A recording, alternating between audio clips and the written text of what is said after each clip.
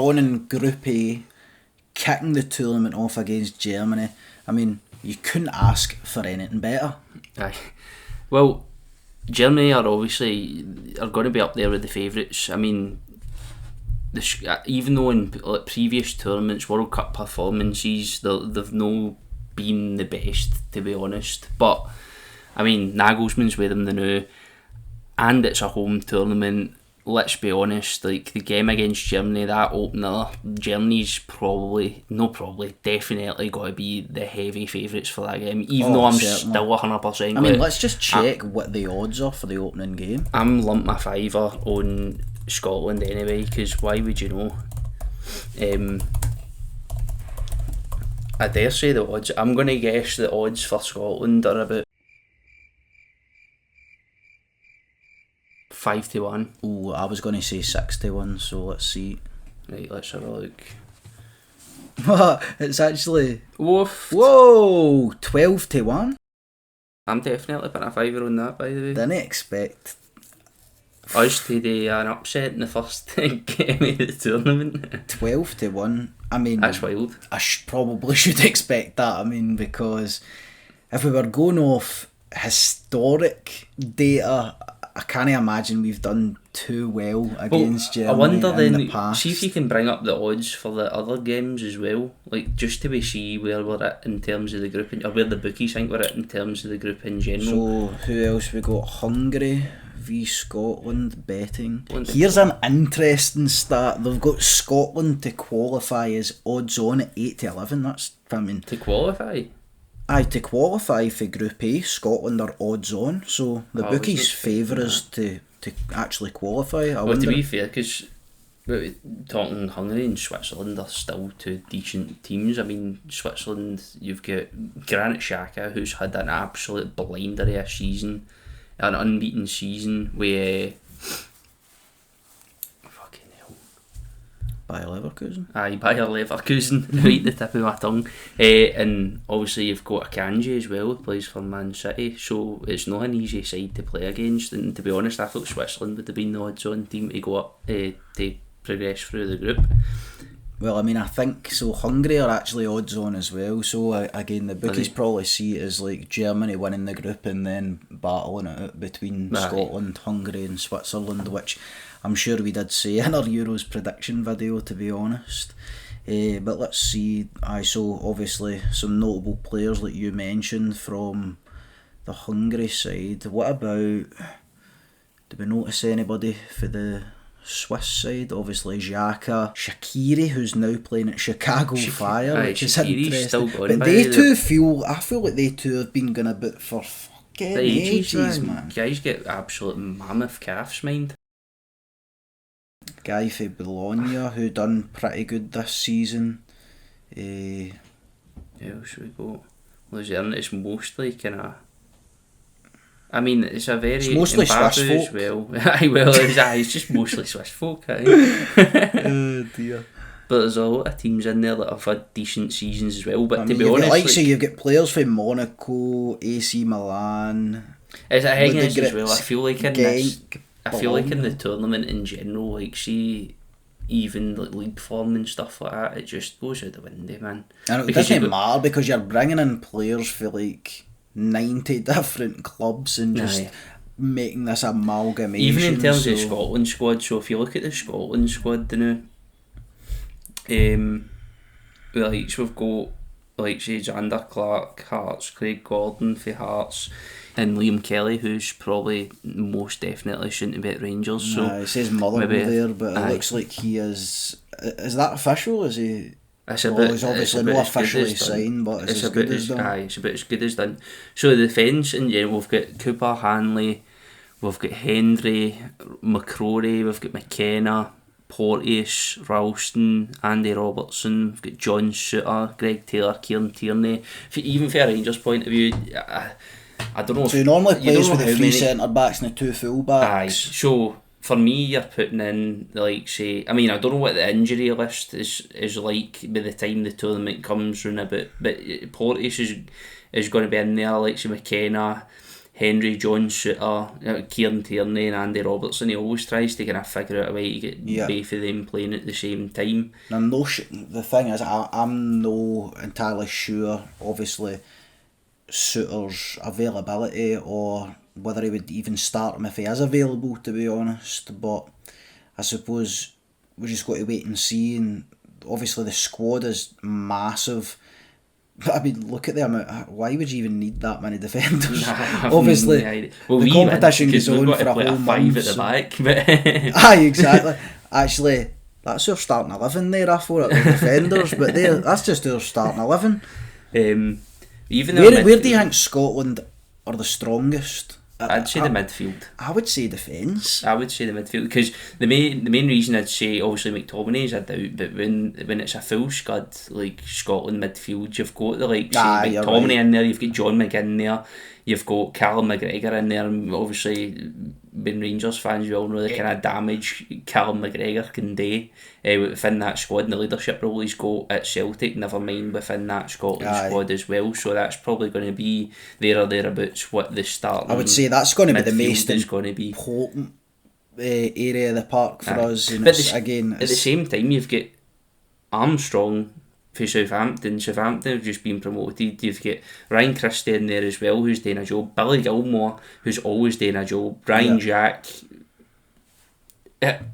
We'll probably not see him the full tournament, let's be honest. Yeah, but he's hardly kicked a ball in the league, so it's going to be unlikely. But then again, he has been used. He has been used. When you look at the other players in that midfield and the amount of game time they've had this season, and some of them, like the achievements they've had this season and how they've played. I mean, Aston Villa's played an absolute blinder this season. Yeah, when McGinn right in about it. Aye, 100%. McTominay's one of the players, but who hasn't had a lot of game time this season. But for some reason, when he pulls on a Scotland strip, turns it on. He's on fire. Yeah. Even but the forwards is always one of the ones where we're kind of lacking. But let's be honest, we're playing one up top. It's got to be Lawrence Shankland. And Ben Doak as well, pretty decent player, but you can't really see past Lawrence Shankland. Just young, Ben Doak. Aye, 100%. So the Scotland squad in general, I think it's a solid squad. See if we've got a full strength Scotland squad out, I think we could do some damage, especially in this group. If we can get out the group, I mean the main achievement's getting out the group, but at the end of the day, I think there is enough quality in there that if we get a fairly decent draw after the group stage, then we could do some obviously damage. It's going to be a tough game opening up against Germany to kick off the tournament, right? But there's going to be that much hype around about it. Like the players are, for a fact the players are going to be right up for it. You don't know if it's a good thing or a bad thing, because obviously Germany will be there trying to kickstart the tournament, home tournament, but we'll be there to try and upset them. You want to be the headline of the first day, man. You want that bit of extra excitement and energy that gets put in the first game, especially against what's probably going to be the toughest opponent in the group. So it'll be really interesting to see what we can do in that first game, and then against the likes of Switzerland and Hungary, we just need to compete ultimately. Do you know what I mean? You need to compete, fight for points. Maybe they'll win, but you need to fight for every point in these sort of tournaments. 100% need to have the mentality. We want to go out there and we want to grab the headline in the first day. See the momentum that gives you, where day one's done. You go in there and cause an upset. Night, you get in there, you cause an upset, you're almost pitting your mark down in the tournament. And whereas you don't want to go out there and get dusted 3-4-0, which obviously could happen, unfortunately. But we've seen in the qualifiers and stuff like that what kind of momentum, what a Scotland team can do with momentum. Yeah. And let's be honest, a lot of these players in that squad are playing even domestically with momentum. I've got a decent amount of confidence, man. Like I say, one of the best Scotland performances I watched was we played Spain at Hampden. No, I don't know if that was 6 months ago, a year ago, I can't remember, but I was watching it, and the atmosphere at Hampden, it was a bit of a dirty game between Scotland and Spain, but the atmosphere was really good and the players seemed to thrive off it, and I was like, obviously, let's just say it how it is. International football, most of the time, friendlies or needless games. It's dog meat. it's dog meat. Aye, it is. But I remember watching that game. Obviously, you're raging because club football's off for a week. Mm-hmm. But that game, I was like, this is the first Scotland game I can remember like properly getting into, properly enjoying. It's usually been for years and years, for as long as I can remember, it's been an utterly miserable watch, man. Like watching a Scotland team, utterly miserable. A team that game, you're going toe to toe with Spain. You know what I mean? And you could see the players believe that they could win, and they did win. And like you say, going to previous Scotland squads, most of them are just there trying not to get beat or trying to get a point or this or that. Well, but when you're going toe to toe with Spain, it's like, right, these players have got a bit of belief. One of these squads where I genuinely believe that the momentum could definitely be ways, and I genuinely believe that their players are going to that park against Germany.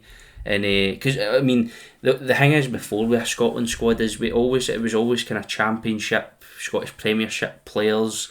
In a time where we weren't really, like, as a country, not really doing well coefficient wise, getting a lot of time playing these players in the Scotland squad against like European, like, standard players. But every single player in that squad is a European experience against really top sides, regardless if it's domestically, if they're going away and like European duty as well. And I don't think that I just don't think with a Scotland squad, I think there's a fear for any kind of fit by now. Like I don't feel like there's that, when you kind of resign yourself to, right, we'll just go in and try and get a result. Yeah. You know what I mean? Like, well, the thing is, Robertson's came out and said to Sky Sports, obviously the target's to create history by being the first Scotland team to reach the knockouts of a major finals at the Euro 2024. So the idea that these players could create history, like, and I reckon they are like a tightly knit bunch, you know what I mean? Like they're you can see at times they are cohesive. They've got good relationships. Clark's got them playing some of the best sort of passing football I've seen for Scotland in a while as well. But also just it takes it. Look, we're not going to be the most technically gifted nation in the Euros, it's obvious, but you want to be out, you want to fighting desire can go a long way as well, and 100% want to outwork everybody. At least that'd be the objective going into every game, is we just want to outwork everybody. And it's a shame too, because I think a player that would fit into that well was Lewis Ferguson, but obviously he's injured. Oh, that's a big miss for him and for us, to be honest. Because I mean, at Bologna have had a pretty decent season. The fans at Bologna love him. The players. I mean, he's him. made Serie A Team of the Year. He's Bologna's Player of the Year, captain. But the thing is, see if you were to bring Ferguson in, right? So say there was a midfield, the usual. Obviously, if McTominay's out, then it's a no-brainer. It would have been a no-brainer, but hypothetically, if Ferguson was available to be put into that squad, into that starting lineup, you've got McTominay, McGinn and McGregor there as well. Like, who are you pulling out for Ferguson? I know he wouldn't, he'd probably be a sub option, but who? If you were going to go, right, we need to bring Ferguson on, like Ferguson's got to be a mainstay in the tournament, who are you pulling out of the three players? That's why we don't have the Scotland. Exactly. That's the thing. That's why I was saying. I think that's how strong our midfield is. I don't think he would have been a sub player because he's not as good as the ones who were starting before him. I think it's sheerly down to the fact that Clark's got loyalty to the team that got him there. Basically, he's got a starting 11 that goes.